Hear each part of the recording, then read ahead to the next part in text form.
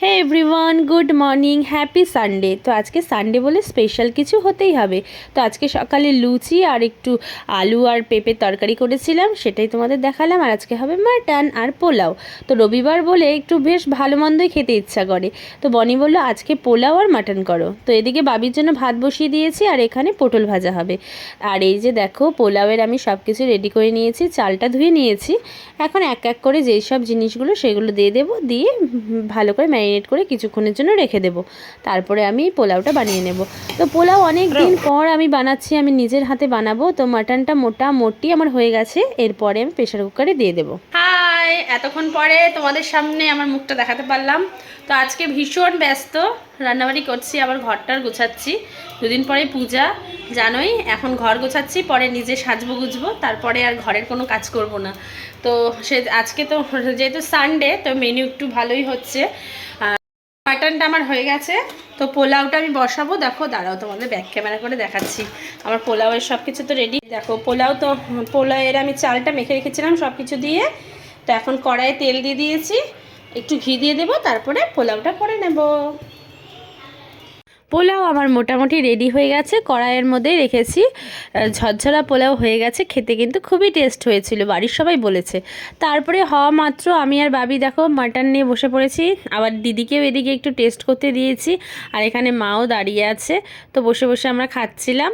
তারপরে আবার ঘরে চলে এসেছি, এসেই বাবিকে দেখছি স্নান করিয়েছি। বাবি বলছে আজকে মধু খাবো, সেই ছোট্টবেলায় মধু খেত, আজকে আবার কি ইচ্ছা হয়েছে মধু খাবে। তো যাই হোক, তারপরে বনি চলে এসছে। তো এই যে পোলাও আর মাটন দিয়েছি, আর সাথে পটল ভাজা দিয়েছি।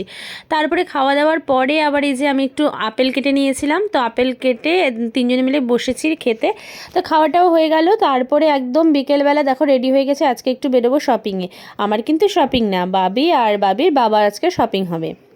আর বাবি এখানে রেডি হয়ে বসে গেছে, আমিও রেডি হয়েছি। বনি স্নানে গেছে, ও স্নান করে তারপরে আসলে আমরা ওকে।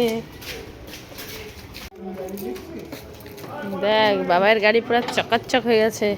পূজার আগে বাবার গাড়িও সাজুগুজু করেছে।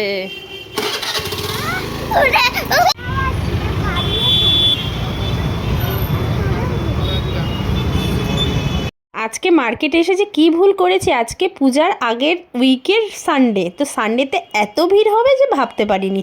রাস্তাতে যেরকম জ্যাম, মলের ভেতরে সেরকম ভিড়, পুরো ধাক্কা ধাক্কি।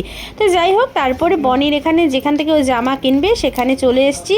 তো বনি মোটামুটি অনেক কিছু শপিং হয়ে গেছে বনির। এদিকে তোমাদের একটা খবর দেওয়াই হয়নি, আমরা পূজার পরে মানে লক্ষ্মী পূজার দিন কিন্তু আমরা কেরালায় ঘুরতে যাচ্ছি, সেজন্য কিছু শপিং ছিল আমার মোটামুটি হয়ে গেছে। সেগুলো অন্য কোনো ভ্লগে তোমাদের সাথে শেয়ার করব। সেই কারণে বনি আরও এসছে পূজার শপিং করতে, আর একবারে ঘুরতে যাওয়ার শপিং। এবার যে আমরা ঘুরতে যাব লম্বা ট্যুর, অনেক দিন, নেক্সট মান্থ, এই মান্থে যাব, তো নেক্সট মান্থে আসব। সেগুলো সবই তোমাদের সাথে পরে শেয়ার করবো। আর এখানে খুব সুন্দর সাজিয়েছিল। তো চলো, আজকের মতো কিন্তু টাটা।